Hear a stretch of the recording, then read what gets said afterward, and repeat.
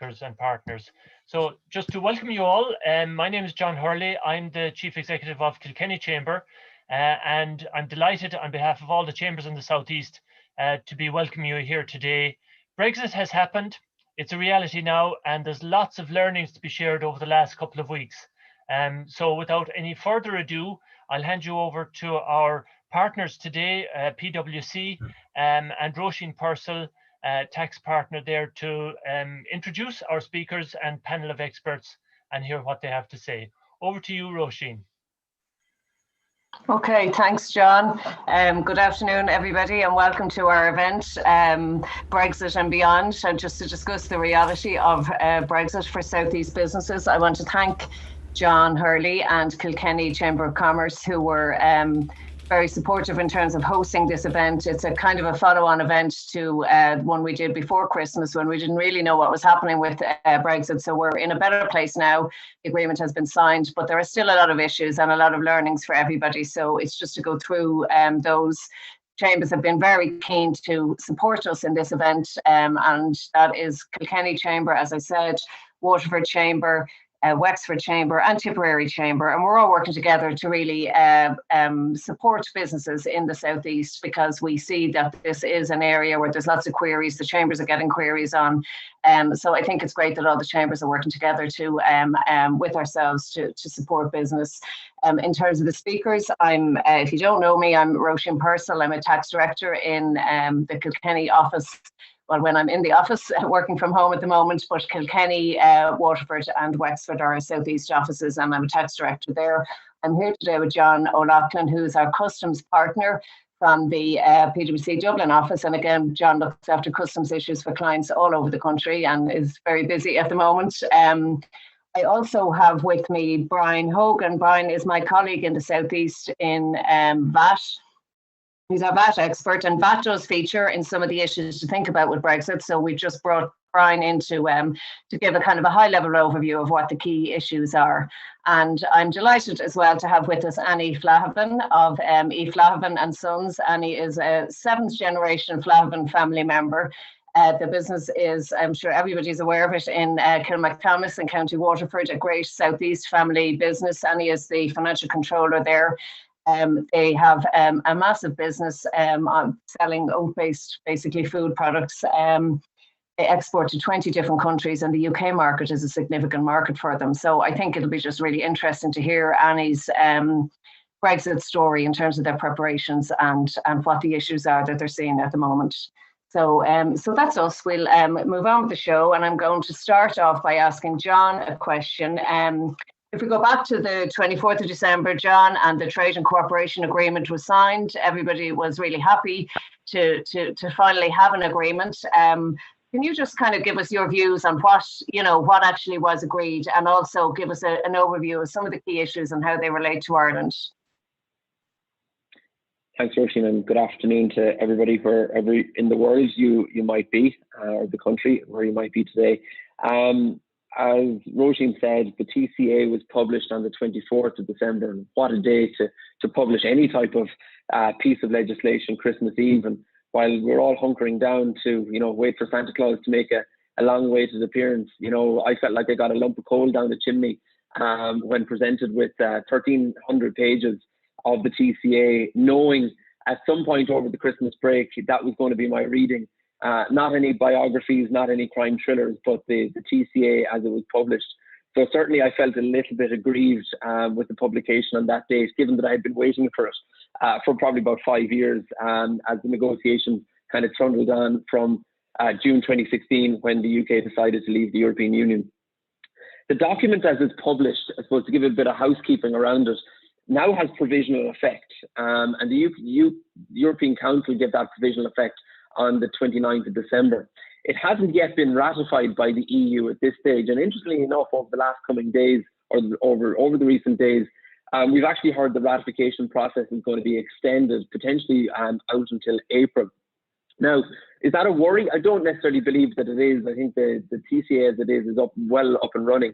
I think it's really just the bureaucracy of the EU institutions between the Council, the Commission, and the relevant member states in terms of making, and the Parliament bringing those institutions together, and each of those institutions having their own say and view on the TCA as published. It is in effect ratified in the UK, and I don't see much change to the agreement between what we have now and the 1,300 pages that it is, and to the ratification process. We kind of get asked the question, what does the TCA contain, and is it all encompassing? And we would say it is. It's certainly a very broad document, but it's probably skinny in detail, in the sense that there's a lot of areas where there isn't much clarity and a lot of detail around it. And I would probably fair to say that the UK and the EU paid a heavy price for speed here.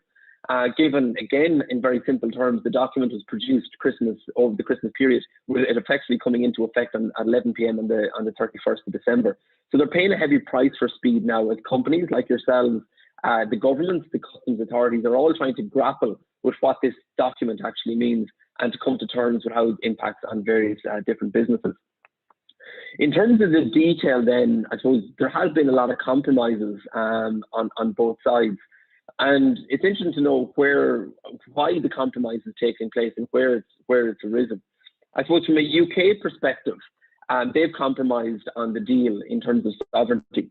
You know, the whole idea for the UK was to get a deal, but ultimately protect their sovereignty and have UK autonomy around its decision making into the future. The EU has compromised in some areas to effectively protect their integrity and the integrity of the EU system, the single market, and the customs union. And they want to effectively signal to the remaining 27 member states that life within the single market and the customs union is better than being outside it. And I think we've probably seen that over the last month or so, and I think we'll probably see it into the future. The key elements of the agreement, and today we'll probably focus more on the trade and goods side, and particularly around customs and VAT. But ultimately, the document as published provides for the TCA as a free trade agreement, providing for zero tariffs and zero quotas on the movement of goods between the EU and the UK. Now, that's a very broad statement. Sounds really, really attractive, really sounds positive, but the devil is in the detail. And we'll come to that a little bit later on. I think hold on to that thought as to, does the agreement provide 0% tariffs and 0% quotas? And I think the simple answer is it doesn't, or it does with substantial conditions. So we'll talk about that a little bit later on. It provides for governance in terms of how the EU and the UK are effectively now going to live together. We've had the divorce. Now we have had the settled agreement in terms of who has the kids at the weekend, who does what, when, where, and how in terms of the divorce arrangements. No fewer than 20 odd committees have been set up in terms of the operation of the TCA into the future. So that means the EU and the UK are going to have a very strong link into the future. Our economies are very much going to be bound together, and the decisions that each other makes are going to have very strong effect.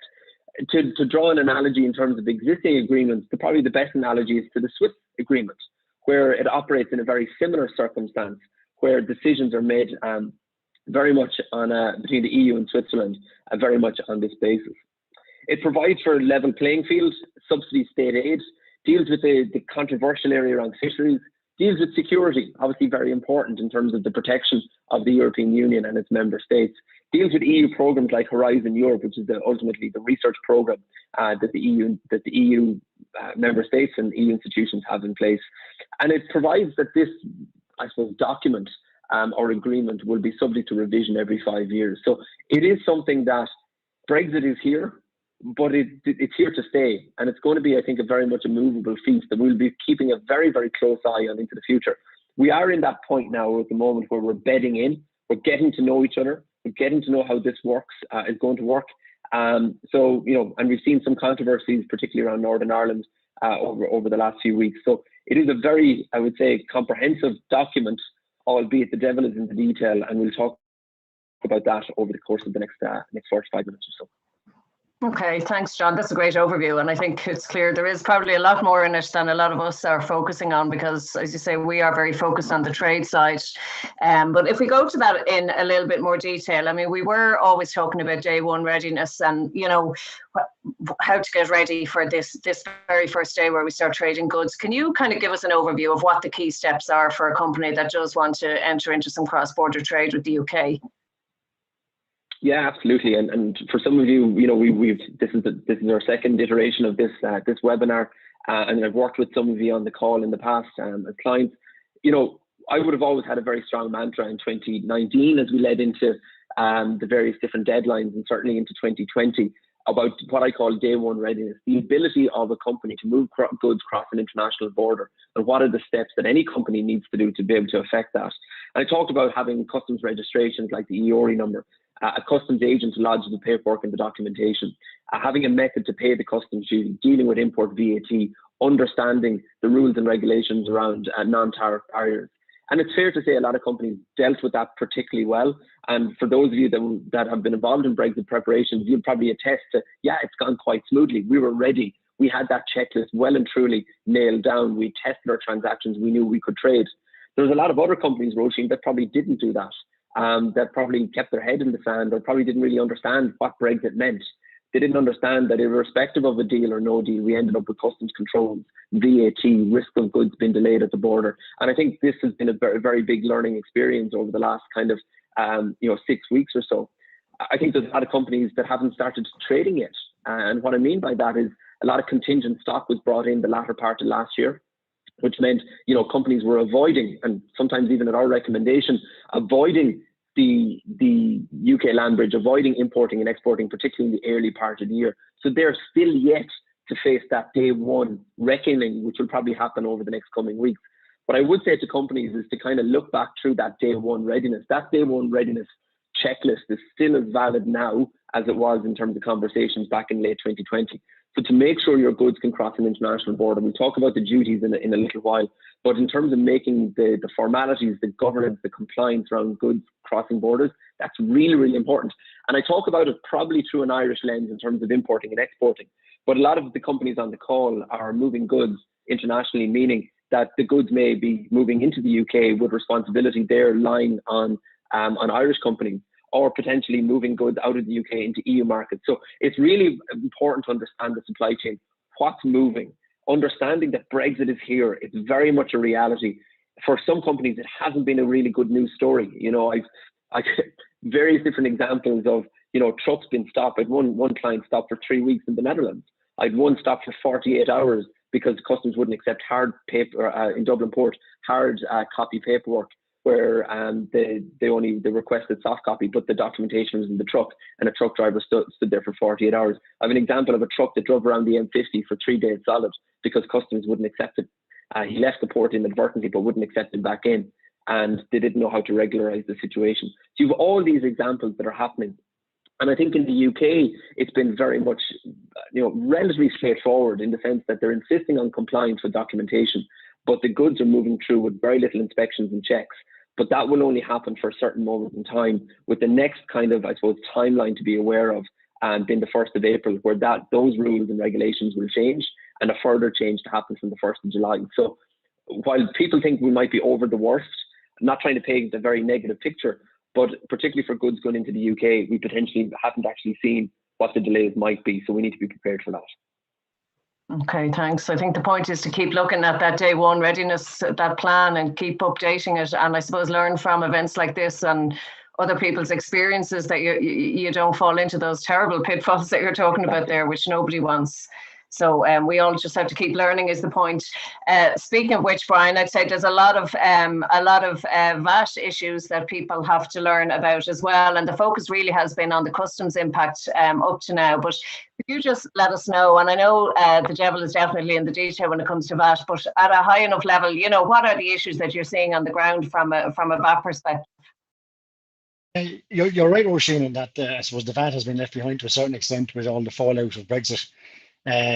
Possibly this is probably because the likes of the customs documentation and procedures have more potential maybe to cause bottlenecks and have drawn more fire on that basis. But I think there's probably about 3 practical points worth reiterating from a VAT perspective now, and that we've seen kind of pop up again fairly regularly since the 1st of January. Firstly, the supplies of goods to and from the UK since the 1st of January 2021 have been recharacterised as exports and imports, and are no longer considered inter-community supplies or acquisitions to the EU. Now, that's probably the most basic thing I can say about Brexit from a VAT point of view. But obviously, what that does is it creates significantly more documentation around the movement of the goods, which John has kind of alluded to already. It also means that from a VAT point of view, supplies to businesses, business customers in the UK can continue to be zero rated for VAT purposes because exports are zero rated for VAT purposes in Ireland.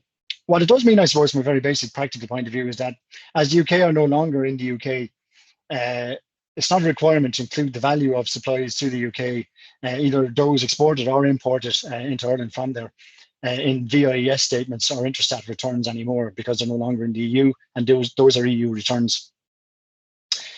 Secondly, what I'd say, I suppose, from an administrative point of view, what we're noticing is that although it is possible to avail of what's known as postponed accounting, more popularly known as reverse charge VAT accounting, I suppose, and as I say, even though it is possible to avail of postponed accounting on all imports, not just from the UK, since the 1st of January, many businesses don't seem to be taking advantage of it.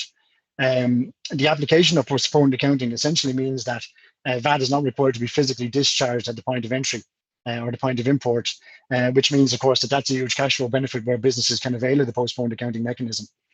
I think the primary reason maybe that some are not availing of that mechanism is likely that they either haven't been or haven't instructed their customs agents to enter the specific code on the customs documentation that signifies their intention to apply postponed VAT accounting for imports, which means, as I say, they no longer have to pay the VAT to get the goods out of customs.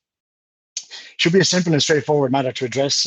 Maybe it should be only a matter of talking to your customs agent, or just completing the form and notifying your intention to apply it. What I will say is there are certain conditions to be adhered to in order for businesses to avail of postponed accounting, but by and large it should be available to the majority of taxpayers now. As I said, in the absence of postponed accounting, the importer will be required to discharge the VAT in order to clear the goods from customs, and that will require a cash outlay.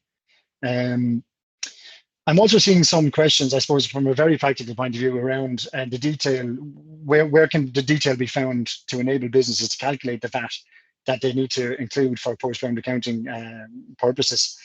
And we understand that under the new kind of AIS system that's used for customs documentation, this information will only be made available to the customs declarant.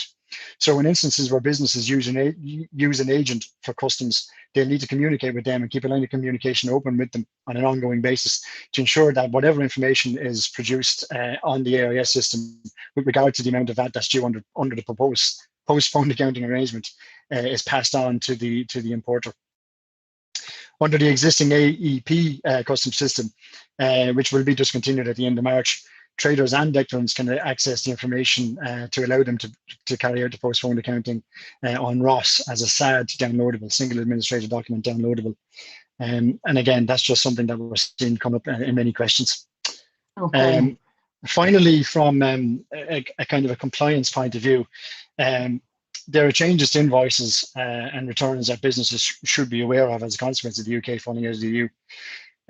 Return changes, I suppose, will probably present themselves more readily, and obviously next month when the March deadline for filing approaches. In terms of invoicing, as supplies to the UK are now exports, it will not be strictly necessary to include the UK business customer's VAT number on the invoice. It's not an EU supply anymore. It will also no longer be necessary to include a statement on the invoice signifying that the supply is an inter-community supply and is subject to reverse charge accounting. So those things are quite basic, but they're no longer required. On the VAT returns themselves, it will no longer be necessary to include the net values of supplies of goods to or from the UK in the e-boxes on the returns from 1st of January. So when you file in March, you won't have to complete the e-boxes in respect of UK supplies or acquisitions.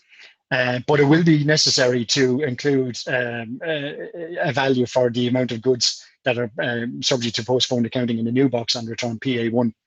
And lastly, I suppose the annual return of trading details will also be amended for periods ending after 1st of January to take account of new boxes that will capture the value of goods exported and imported under postponed accounting.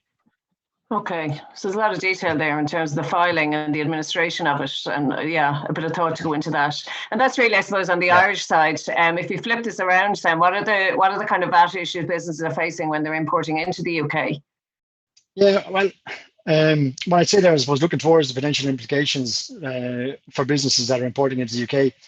what I'm seeing or what we're seeing is that issues around who is responsible for the import and and the deductibility of VAT in the UK.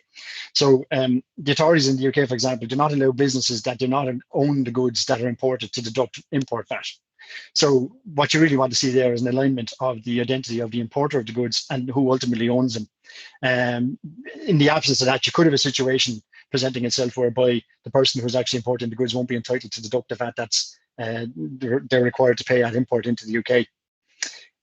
Another prominent, probably related issue actually is the insistence by some, what we're seeing is the insistence by some UK-based customers that suppliers through them deliver goods to their door, duty and VAT paid.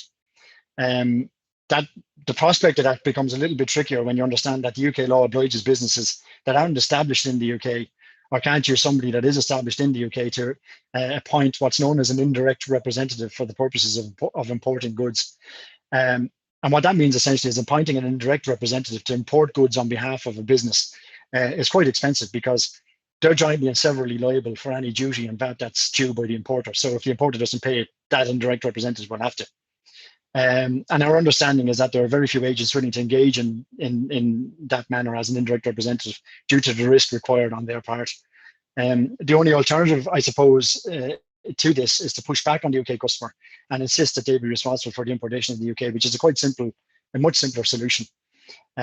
So I suppose all in all, we're coming across a number of factual issues, but they can be dealt with and managed, if thought is put into them and enough time is put into that. But it's not ideal if you're attempting to fix something, I suppose, after something has already happened. Okay. I see a question there. Can the UK company charge us Irish VAT on an invoice and pass this on to the Irish revenue? Like everything in VAT, it depends.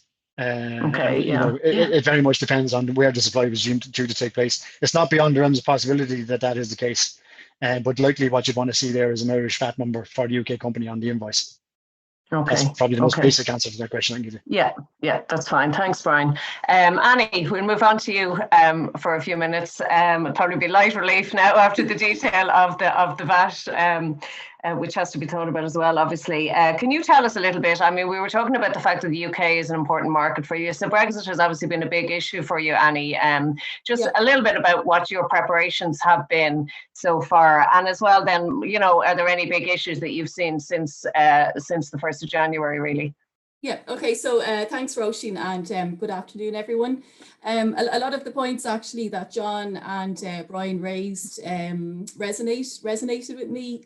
So, going through that checklist is something that we have focused on. I suppose we've been preparing all the way along back from, 2018 with all the different stop dates of Brexit. And in particular, we ramped up our preparation then since September. So since September, we've been having weekly meetings with all our key stakeholders, the management team and the relevant people across the business who are responsible for different areas in relation to Brexit. And one area that we spent a lot of time actually, and which Brian mentioned there, was looking at company structures for becoming our own importer of record. So we didn't want to have to set up a UK entity to be an importer on the UK side with all the complications that brings.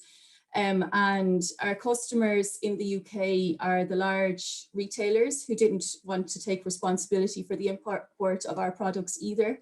So, we looked at different ways of how to get around that, but in the end, what we did was we engaged our a customs agent. So we engaged Jenkinson's, who we had been doing a lot of work with previously, and luckily they agreed to take us on because of our long-standing relationship, and they are completing all the import and the export documentation for us. So we do pay a fee for it, and but that actually is working out quite well for us at the moment. So in addition to that, I suppose another thing that we did in the build up to the 1st of January was we obtained additional warehousing space in the UK. So we built up 2 months worth of stock in the warehouse prior to the 31st of December. So that was to get us around any issues in the initial weeks of trying to get our stock across to the UK. So like the UK it's a substantial market for us. It accounts for approximately 20% of our sales. And one of the key products that we sell over there is our organic oats. So we're the number one branded organic selling oats in the UK market. So that was very important for us to keep our products flowing on that side. So other things that we did then, we set up our UK EORI number, UK VAT registration, our deferred payment account on the Irish side, you know, so that we do actually import some packaging from the UK as well. So we organised with our packaging suppliers to try and get sufficient stock in over across to us on the Irish side as well to kind of deal with that. So our drums, actually the drum packaging that we source from the UK, so we got a good supply of that in before the 31st of December. Yeah, so other things like we had to get special heat treated pallets which are required for going to the UK, so we had to make sure we had a quantity of those on in stock. We also so we took advice then along the way. We actually we have taken advice from PwC, from yourselves, Brian and John as well, and we've availed of various supports too from Board BIA and from Enterprise Ireland, which have been very helpful to us. And then I suppose in terms of issues then, so from the 1st of January, we sent our first shipment across on the 6th of January. So with that, we sent, you know, our commercial invoice with all the information on it, tariff codes and all that kind of thing. And they seem to have, the first few weeks anyway, they seem to have gone through fairly okay, and not too many checks, but they seem to be ramping up the checks a little bit now. Like, for example, last week we had one load going across to Waitrose, and we had a haulier waiting on the other side from 6 in the morning for the load. And we had a slot booked in at Waitrose to bring the goods in for about 11:30. But because of a random spot check, the goods didn't, the haulier didn't get to Waitrose until 7 in the evening. So, you know, that was a big delay. And luckily, like, Waitrose took the goods in, but with some customers, you have your booking in slot, and if you don't get there for your booking in slot, then they won't accept the goods. So, you know, with those kind of things we're seeing now. We had a delay then on packaging coming the other way, coming over to us, and that was the 6th load that we had. So 5 loads came across with no issues, and then number 6, they were looking for some additional documentation, which we had to get through. So there was a delay of a day or two there as well. And I think with groupage as well, so where we have some smaller companies where you might be part of a bigger load, if one person's documentation is not in order, they'll hold up the whole load. So that's like another area that's, you know, kind of you can have delays there.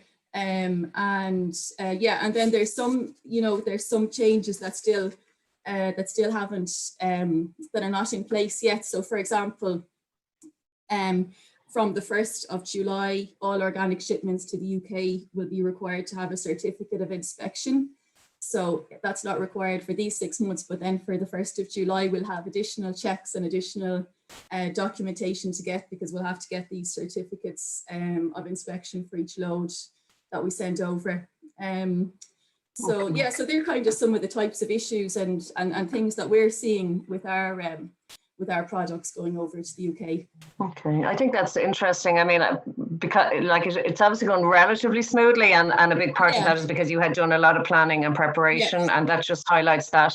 But then it does also show that no matter how much planning you do, I think every company will probably have some issues, because there's just some things you don't have control over. And I suppose I go back to John on that one as well, John, because you're obviously dealing with all of our PwC clients, from the big companies to the smaller companies, and you know the issues Annie is bringing up and what we're talking about. Are you seeing those, or are there any other issues aside from the logistical issues, or you know, what are you seeing happening on the ground with our clients, I suppose, in terms of your experience? Yeah, it differs, I suppose, between the size of the company. In some ways, Roisin, differs in terms of the preparation that they've done. differs in terms of whether it's an import into Ireland or the UK or mainland Europe. We've seen even issues as far wide as Poland and Hungary where, Brexit wasn't really high on their radar. We've seen it in different sectors. So if I kind of give a couple of examples, in the pharmaceutical life sciences sector, it has been relatively okay. Why? Because that sector has only ever seen a hard Brexit. They're planning from absolutely day one from 2016 has been hard Brexit driven. That's primarily from a regulatory perspective, but it's cascaded into all aspects of the business. And if you think about the pharma cold chain and supply chain, no delay is welcome or can be accepted because it compromises the integrity of product. So they've been very much on top of this for very early on. If you go into retail has had a tough time, and you've high street retail and food retail. And they've had a kind of tough time. They operate a GDP model, which means that it's the supplier that's ultimately responsible. And under a GDP basis, that means that if it's a UK company exporting into Ireland, they're responsible for importation in Ireland. So they have to register with Irish Revenue. Some companies did it, some companies didn't. And those that didn't haven't been able to deliver to the retail sector. And we've seen that in Northern Ireland where choice has, and product not being available on shelves has been a big talking point and somewhat of a headline grabber. So, you have certain sectors that are more vulnerable than others. You have then kind of the e-commerce companies, of which there are loads, and we're all e-commerce. I suppose during lockdown, that's one thing we've got very good at, is buying online. But because of that, demand for online sales has gone through the roof, which means that the volume coming through is enormous. But all you need is a 40-foot container with one item in that container that's somewhat controversial, meaning that it needs to be inspected or examined at the port of entry, and that whole 40-foot container then gets stopped. We've seen very silly examples of where, ultimately the customs authorities have been going in looking to a 40-foot container of e-commerce transactions for a live animal, because just the way that the legislation has been written and the codifying and the linkage between the Department of Agriculture and the HSE and Customs. So nonsensical stuff like that. But then you have the companies themselves, and companies have to take charge of their own destiny. There has been, and there's no doubt about it, a lot of head in the sand stuff over the last couple of years saying Brexit won't happen, and or companies failing to plan for the eventuality of Brexit. So there is companies that can only look to themselves, not having the right paperwork. Annie talked about all the authorizations that she has put in place. Brian talked about the VAT registrations and the complexities that exist there. If you haven't done that basic minimum, really you are facing a delay. And that's ultimately, it's very hard to justify that in some respects, but ultimately that has been the consequence for a lot of companies, that they're facing into those delays and those problems. And that will only continue until such time as somebody troubleshoots and looks at those issues and says, right, how do we resolve them quickly to make sure our goods can continue to move. So it hasn't been plain sailing. I would say very much industry specific, but you have to look at the company themselves to see what have they done, what haven't they done. And, thankfully, there's ways of putting, I suppose, remedies around all those things, but you need to be doing it sooner rather than later. Okay. Good advice there, I think, John. I do see some questions. I'm going to kind of keep running through our session, I think, and then I'll try and bring up the questions at the end because they may not be relevant for everybody, if that's okay with everyone. John, an important point, and you raised it already, and I just want to go through it again. And that's the point that, supposedly we've got a free trade agreement, and that means zero tariffs. But I think the issue is that that's not actually always the case, and that's a really important point for companies to be aware of. Can you run through that point with us, please? Absolutely. And during the session so far, I've been very deliberate. Everything that we've said to date has been very much compliance. It's been very much about moving those goods cross-border, the procedural aspects, etc. They apply irrespective of whether duties apply or not. Okay, that's the critical message, and that's why I've tried to keep the 2 points separate. On the 24th of December, as I was looking at my lump of coal come down the chimney, the media were publicising, this deal has been 0% tariffs for movement of goods moving to and from the UK. And that is right. But the devil is in the detail. And what they miss there is that it's conditional.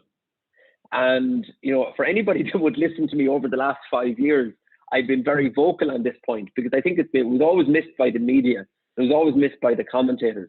A free trade agreement is conditional on the goods, what we call originating. And originating does not mean shipped from. Originating means that the goods are effectively manufactured in a particular location. So I'll give a couple of examples as to where duties will apply, and more importantly, where they won't.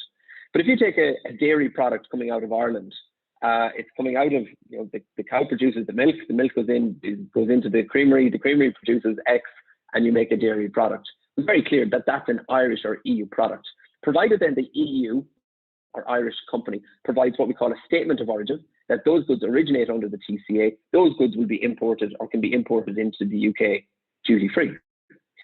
If I take a steel manufacturer up in Sheffield, I don't know, do they still make steel in Sheffield, but for argument's sake, let's say they do, and they make and manufacture and forge steel up in the Sheffield Steelworks, and there's sufficient value added to that steel. And again, the steel forger in Sheffield puts a statement of origin on his commercial invoice, ultimately to the effect that the goods contained herein qualify as originating under the TCA, right? And you provide an authorization number. Then those goods will come into the EU or Ireland duty-free. However, if I take goods from the US, I bring them into Ireland, and I just repackage them, I put a label on them, or perhaps I do nothing at all. They come in on a Monday morning into my warehouse and go out on a Tuesday afternoon. Those goods are US origin goods. While we might consign them from Ireland to the UK, they're still US goods. They will not qualify for 0% treatment going into the UK. Another good example of goods going through the UK that won't qualify. If I take apparel, so clothing, most clothing we wear comes from the Far East, Vietnam, Thailand, China, for example. Oftentimes, and one thing I learned during the Brexit experience over the last 5 years is that Ireland is a stockless island. We don't actually hold much stock in Ireland. We operate a just-in-time stock system, meaning that we often get our goods out of a UK warehouse in Manchester or Liverpool or Cardiff or wherever it might be. So that clothing will go into a warehouse in the UK, let's say in Manchester, for the UK and Ireland market. And 95% of that product will be for the 60 million consumers in the UK, and the remaining balance will be for us in the island of Ireland. But those goods, when they come into the UK, duty will be paid. Duty on clothing is about 12%. Now, that's no different than we had pre-Brexit, because it's a third country into what was the EU. Now it's into the UK, so that duty still applies. But that second movement of goods now has another duty on it, because those goods are still Chinese goods, Taiwanese, Vietnamese goods moving to Ireland. So we now potentially have 24% duty, double duty, on that one piece of clothing, right? Meaning really, really restrictive in terms of the Irish marketplace. Now, how does a company get around that? Well, an Irish company can't do anything because it's the recipient. It's up to the exporter to do something. And the only thing the exporter can do in that instance is put in a bonded warehouse. So what they do is they take one duty out of that supply chain, the first duty, and then they apply a second duty on the goods moving to Ireland. But you shouldn't expect a price increase of 12%. Maybe expect 1 or 2, but you won't expect the 12%. But you're now reliant on a UK distributor putting in a customs warehouse for 5% of the stock that goes to Ireland, whereas they now have to bond 100% of the time, which they've been very unwilling to do. So the Irish consumer is effectively put on risk here. Another example, and Percy Pigs is the one that's been touted around or mentioned in the media, but take a product coming out of Germany that's manufactured in Germany, processed in Germany, etc. It moves from Germany to the UK. It will probably move under the provisions of the free trade agreement. The German manufacturer will provide a statement of origin to say those goods are of EU origin, and they will be imported into the UK duty-free. But when those goods move from the UK to Ireland, that originating status does not follow the goods. They no longer are deemed to be EU originating under the TCA, and duty will apply on the second movement of those goods into Ireland. So even though they were manufactured in the EU and re-imported into Ireland, the fact that they have gone through the UK effectively means that duty becomes payable. That took a lot of people by surprise, and we've been working over the last 6 weeks with companies to put planning mechanisms around that within what the legislation provides for. And thankfully, there are some planning mechanisms that exist, like the return goods relief, or moving your goods through a bonded warehouse in the UK using the transit regime. But you can see here, I've used 4 or 5 examples there, that it's not straightforward stuff. For an Irish company that's selling into the UK, that is, I suppose, declaring that their goods are originating under the TCA, you have to be registered with Irish Revenue, called a REX registration. You need to maintain records, your bill of material, to justify how the goods originate. So you have to show at a line item level that each good originates. each product within the TCA has its own rule of origin that has to be complied with. If you're buying raw materials from an EU supplier, you now have to get what we call a long-term supplier's declaration to show that when you do your bill of material calculation, that the raw materials that you've incorporated are of EU origin. And if you use UK originating materials, you have to adopt a principle called cumulation to assign originating status. And you can see that there's a shift in the last minute or so. It's gone very, very technical, very, very quickly. And I'm not trying to make it technical, but I'm trying to, I suppose, point out that it is. And as much as we kind of can try and dumb this down to 0% tariffs, there's a lot of moving parts that companies will need to think about. For an Irish company that's buying product, we talk here more about selling, but an Irish company that's buying product, I would say it's very important to engage with your supply base to ask a fundamental question. Have you qualified your goods as originating? If the answer to that is yes, what products do they relate to? If the answer to that is no, what products do they relate to? And what plans did you have in place to take goods out of the supply chain? Or duty out of the supply chain? Because if they can't, ultimately that cost will be passed on to you as buyers of product, and then, ultimately onto end consumers.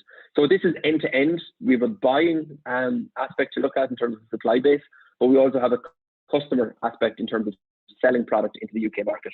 So both angles need to be looked at. If you're a small SME and you're saying, that doesn't apply to me, then you need to look at who you're buying product from, because ultimately if they're incurring duty, they're potentially going to pass it on to you in your cost of goods. So Roisin, probably could spend an hour on that alone with all the various permutations and combinations that go with it. But just to highlight, this isn't complicated. In fact, this is complicated stuff. And, the 0% tariff headline really is conditional. I think that's the main message to kind of get out from this part of the conversation. Absolutely. That point of origin thing, you really could cause a really nasty surprise. So it's really important to think about that, I think, when you're thinking about your supply chain, as you say.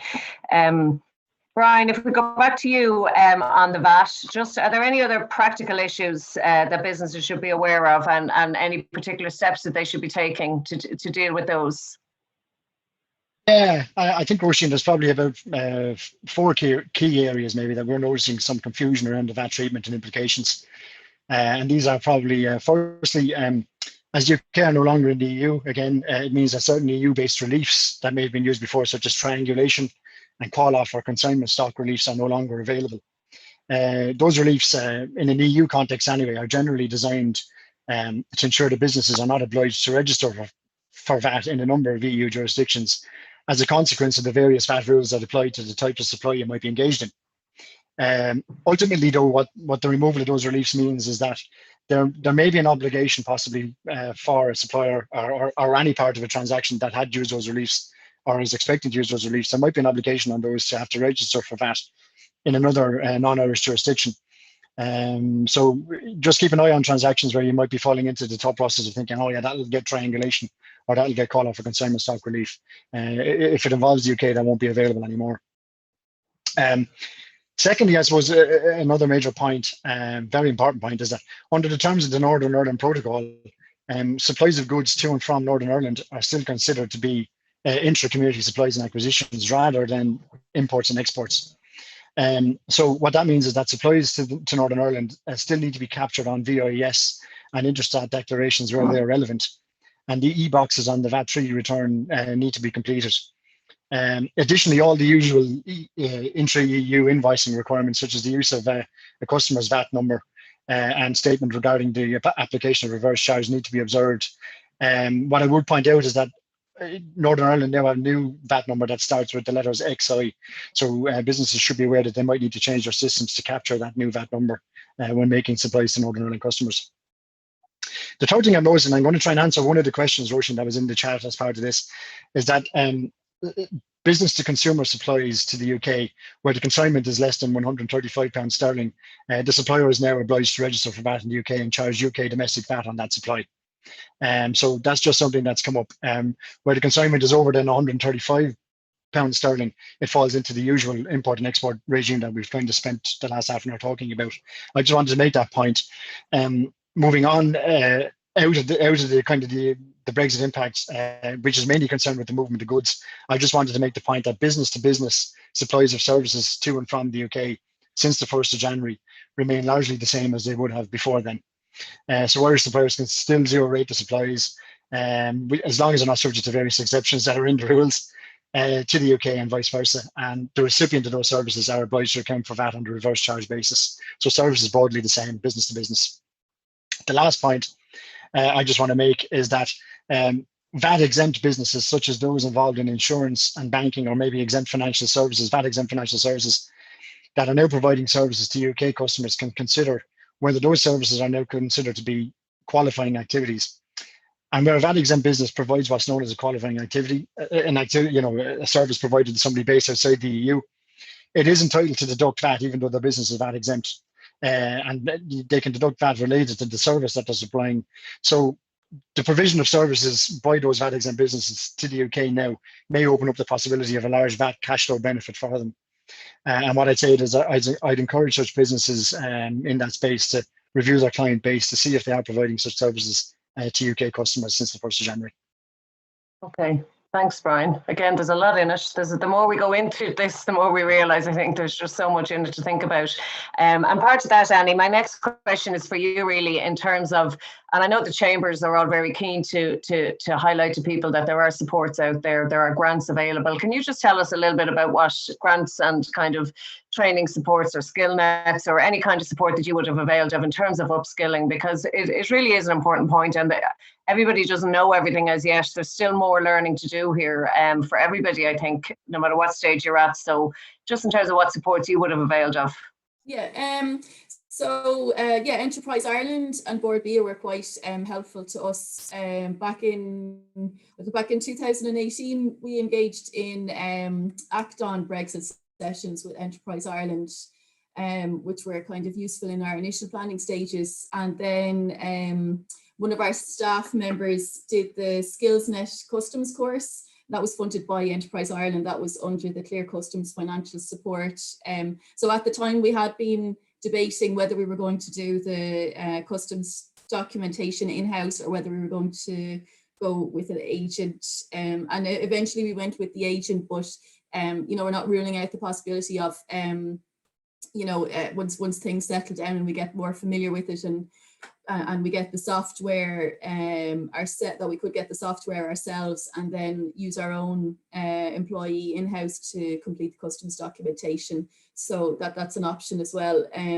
We worked with Board BIA on their Brexit barometer and customs readiness program. And then over the last few months then, especially from September onwards, we've been working with a consultant, and for that we've received a grant from Enterprise Ireland, Enterprise Ireland Brexit consultancy grant, and that funds 50% of the consultant's costs. So the consultant has been attending our weekly meetings and giving us a lot of useful advice along the way. So that was a good help for us as well, especially in the run up to the 31st of December. So so I think there are some really good supports out there, and it's useful to clarify things, and it really helped us. And also I would mention that we did get advice from Brian and from John as well at various times during the process. So that's all been very useful for us. Okay, great. Thanks a million. John, and I know we're kind of getting close to our time, but as I said, we could keep talking for ages. But one important point here is that the whole, a lot of focus on the deal was between, the EU and the UK and trade between the UK and the EU. But for us in Ireland, obviously the Northern Ireland question is a big point. And I think, there was an intention to retain an open border on the island of Ireland, but there have been issues, as you said earlier. There's been issues in recent weeks. Can you talk to us a little bit about trade with the North and what the issues are? Yeah, again, you probably need a session in Northern Ireland on its own, and it's just proven quite difficult, Roisin, in some respects. They have in effect created a border between their biggest trading partner, which is GB. And that's where the difficulties come. Thankfully, trade with North and South, for the intent of the Northern Ireland Protocol, it has worked quite well. Goods can move quite freely North to South with no difficulties, no compliance, no paperwork and no tariffs. And that's for goods that are staying, that's important, staying on the island of Ireland. We'll talk about goods leaving in a second. But ultimately, goods coming into Northern Ireland, when they arrive, you have a customs declaration that's required. And what the legislation provides for there is that the importer has to make a declaration as to whether the goods are at risk or not. If the goods are at risk, it means that they're at risk of moving to the Republic, and then duty becomes payable then at that stage. There's some slight variations in that, but by and large, duty then just becomes payable. But that's very difficult if you're in Northern Ireland and you're running a island of Ireland business, where you supply both Northern Ireland and the Republic, meaning then that you have to in effect pay duty on 100% of product that's imported, and then look for a rebate at some point into the future based on product that remains in Northern Ireland. Now that might sound, well, okay, yeah, we can work on that basis. The problem is, even at this stage, the detail as to how that rebate is going to work actually hasn't even been published. So you have companies paying duties unaware as to whether they're ever, when and how they're ever going to get that money back. You also have a situation at the moment where, when making that declaration in terms of goods at risk, you have to be an authorized trader, and to be an authorized trader, you actually have to have a premises and presence in Northern Ireland. Now, that's somewhat impractical for a lot of GB suppliers who their main course of business is in GB, not Northern Ireland, and they sell in, and we use the term again, on a DDP basis to the retailers and to their customers. So that becomes problematic. So there's a lot of issues that we're, as a firm, working through with HMRC to understand the practicalities into the future, how this will work and how practically it will work. Because the legislation was published quite quickly, quite rushed. It's full of contradictions, just like probably Northern Ireland itself. And I don't mean that in any way flippant remark, but it is full of contradictions. And the open border is a contradiction in itself, between goods moving between east and west. So there's a lot of detail in motion, if I'm asked, to be worked out. When we get a query in Northern Ireland, the first thing I do, and I say to my team, is take a deep breath, because we're entering into a territory that we're not familiar with, because it's new legislation, it's a new way of governing customs control that has never existed either in the UK or in the Republic. So we do take a deep breath, look at the legislation, the supply chain, and the facts of the transaction very, very carefully before we look to see how this is actually going to work. That's mainly a GB to is probably good with the legislation, but there are complications there. Exactly. Yeah. Okay. Thanks a million, John. Annie, I suppose I feel like it's hard not to be kind of overwhelmed a little bit by all of the information and all of the things that we're trying to take in here today. But I think a really important point, and what I want to talk to you a little bit about, is just the UK market generally. I mean, it's a massive market for you, and I think you are taking on this challenge of Brexit. You're going to get over these issues, and you're going to continue focusing on the UK. And I think that's a really, we tried to make that point the last time as well in our last session, but the UK market is still a really valuable market for Irish people. And, just if you could talk to us a little bit about that and what your advice would be to companies who are considering the UK market in terms of starting or growing trade with the UK. Yeah, so like we're still optimistic about the UK market. For us, there's still plenty of opportunities. They're our closest neighbour. And we're, as I said previously, we have 20% of our sales currently are our sales to the UK. So it's a growing market for us as well. So we're seeing even in the last 6 months, we've seen significant growth in that market, with good sales and distribution in the retailers. So we're in like Waitrose, Sainsbury's, Tesco, Morrison's and Asda. And, our organic product is doing very well over there. So we have significant growth targets for the coming year as well. So I wouldn't say we're not daunted by Brexit or anything like that. There are some additional costs, but I suppose we have to take that into account and weigh it up as well. And so like I suppose I would say for anybody going into the UK market, like it's still it's still worthwhile. It's a very important market for Irish businesses, and I would say it will vary by category and what category you're entering into. And I suppose I would recommend planning really around it, and looking at your margins, looking at your costs, and factoring in the extra additional costs from Brexit. So, you know, taking that all into account in your decision. But yeah, you know, I still think that there's plenty of opportunity there. Yeah. Okay, great. And I see a question. I might run through a few of the questions and then let John do a bit of a sum up of the issues in terms of moving forward. But one of the questions that I've received is there any insights into changes needed on food labelling of goods exported to UK retailers? Have you seen anything on labelling, Annie? Yeah, well, just on labelling, we have one sort of issue that we're working through, which is we import some organic oats from. Previously, we have imported organic oats, so the raw oats from the UK into Ireland, and for our organic product, because we get all of our conventional oats from our local growers, so that's all bought within Ireland. But with the organic, there are not currently enough organic growers in Ireland, so we have to usually source out a portion of our UK oats. And previously we would have got it from the UK, but going forward, that's going to require a change in our on our packs. So instead of being able to say that our oats contained in the packaging are of EU origin, now because it's coming from the UK, we would have to change the packs to say that the oats are of EU and non-EU origin, which doesn't really give the right message to consumers, because we're saying that the oats are, if you're saying non-EU, the consumer doesn't know where they're coming from. Like, they could be coming from anywhere outside Europe, but because it's you can't put GB on it, you have to put from EU and non-EU. So we're kind of working through that one as to whether we can source organic oats from elsewhere, like from the Nordic countries or elsewhere, or because we don't really want to change our pack to show that. But okay, so obviously it is an issue. The labelling of foods is going to be an issue. Yeah. Okay.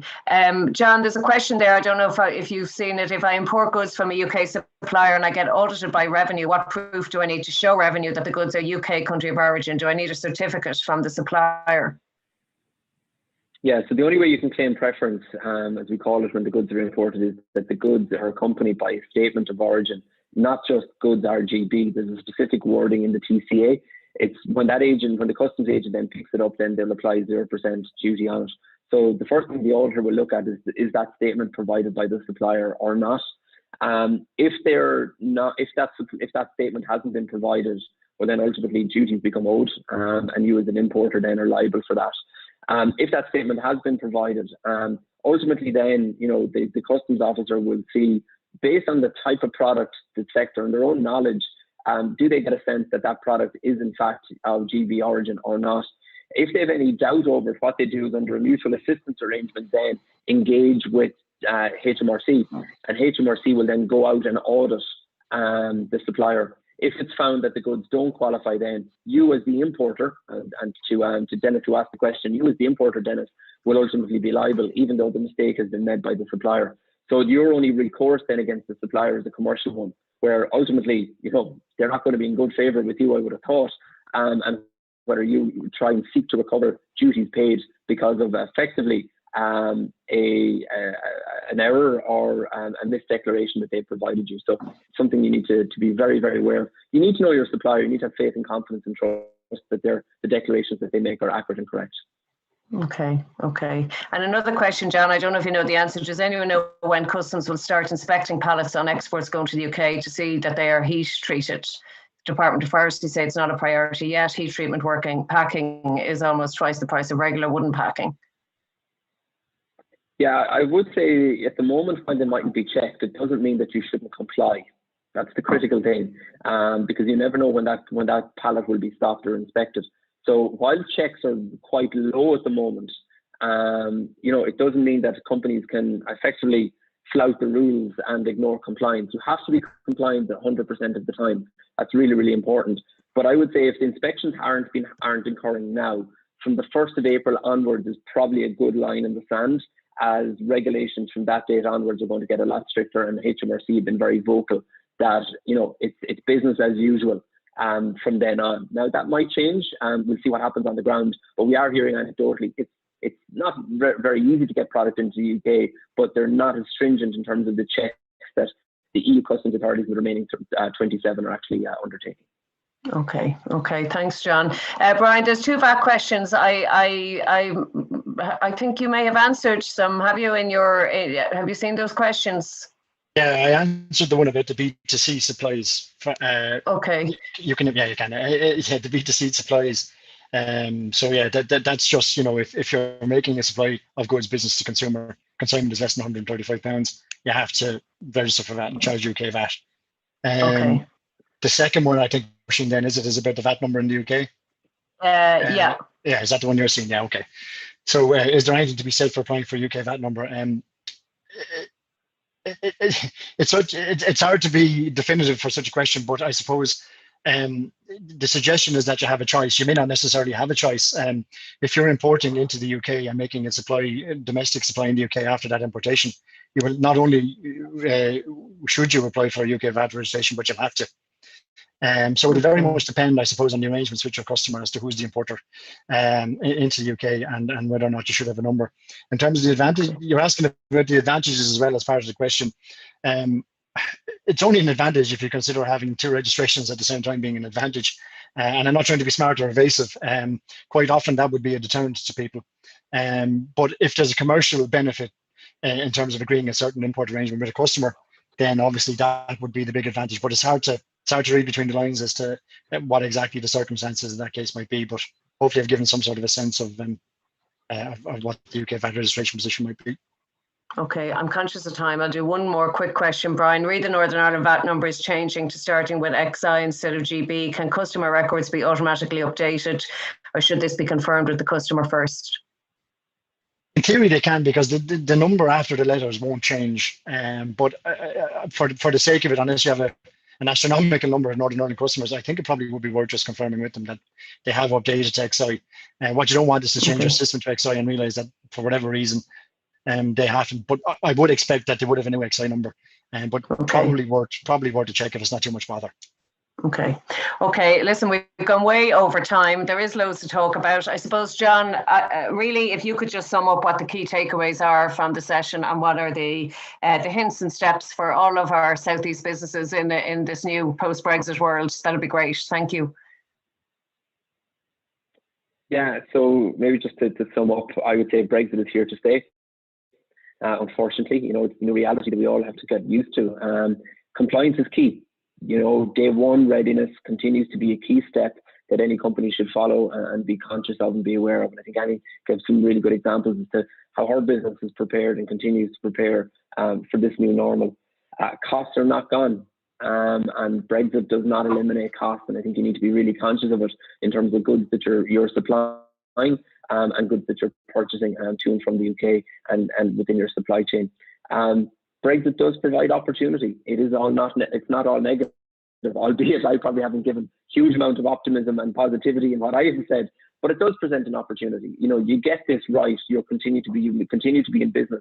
UK continues to be a market, and ultimately, if you can qualify your goods as originating, your goods are cheaper on the UK market, and you need to look at your competitors to see how they're placed, and can you get a competitive advantage over them by way of geographical location, etc. So I think that is key, and let's not forget that there is positivities to take out if it's done right. And I think the last point would be, you know, this is a complicated area.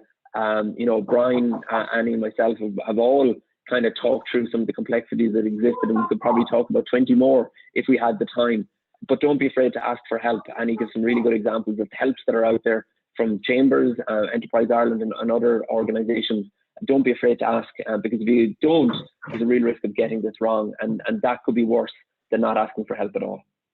Okay, that's brilliant. Thanks, John. I'll wrap up because we have gone over time. I think it's great to end on a positive that this is manageable and it's doable, and it just needs a bit of an investment of time to get into the swing of it. I just want to wish all the businesses in the Southeast the very best of luck dealing with it. And as John said, if there are any queries, there's loads of support out there. you can drop me a line and I can put you in contact with Brian or John if you have specific queries. Massive thank you to Annie Flahavan for taking the time to join this discussion. I think that insight into a real life business story is really helpful to everybody. So thank you very much. And as well, absolutely massive thanks to all the chambers who, as I said, to Waterford.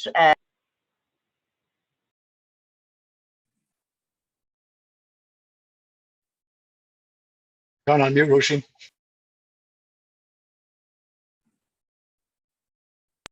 Sorry, was I on mute? You just went briefly on mute, yeah. Briefly. So did you hear my thank you anyway? I'm just thanking everybody, thanking the speakers and wishing everybody the very best of luck into the future dealing with Brexit and every other business issue. Thank you. Thanks everyone.